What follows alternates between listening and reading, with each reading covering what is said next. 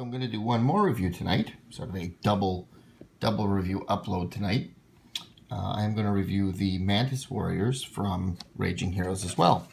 So I had actually, in the same Boxing Day sale, I had actually ordered several miniatures at once. So I have 3 kits of 5 miniatures each. I did 2 of the command kit, which comes with the leader and the flag, or the standard, or the icon, whatever you want to call it, and then the extra Mantis Warriors just for a variation. So these are them. They are quite small. There's a normal Space Marine.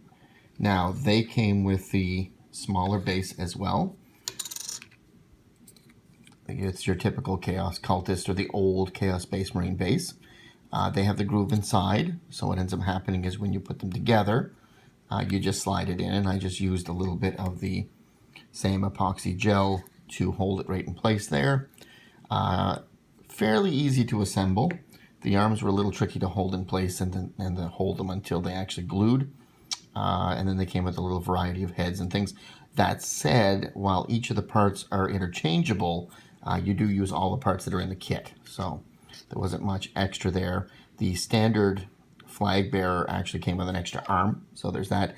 And then the instrument was actually there too. So there's our 2, and they're quite nice. They're quite dainty, and they have really, really great detail. So I'll zoom in on that so you can get a good look here.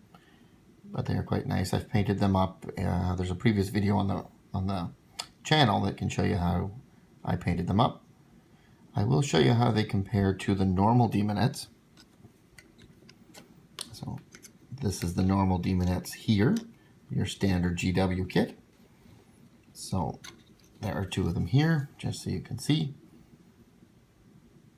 And what you'll find is they're pretty close to the same size, although the regular Daemonettes are bulkier. They're also made of plastic, so they're a little easier to work with. These I found were a little tricky to work with, and they're very, very delicate because, unfortunately, along the course of the way, I ended up breaking one.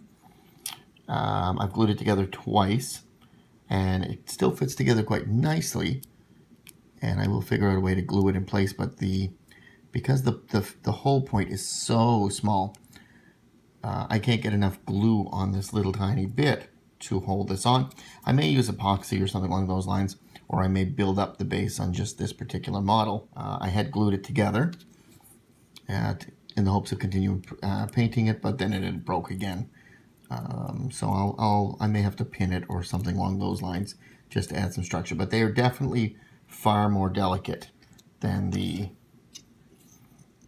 just the normal GW Space Marine normal plastic ones. And I am a little bit worried if I drop them. I haven't played them with them yet in the tournament yet. They do have lots of points and hooks and things to hook each other. So as you grab one, they do grab a bunch of them. And throwing them in the box is a little bit delicate as well. But that said, I'm very, very happy with the way they look. I had gotten several compliments on the models and how they look there. I had wanted something a little bit more out of the ordinary than the normal Space Marine or the normal GW Daemonettes. And I'm pretty happy with them as far as that goes. And like you see, that's the size of them compared to the regular Daemonettes and compared to a normal Space Marine. Anyway, I hope this helps if you're thinking about ordering stuff from Raging Heroes.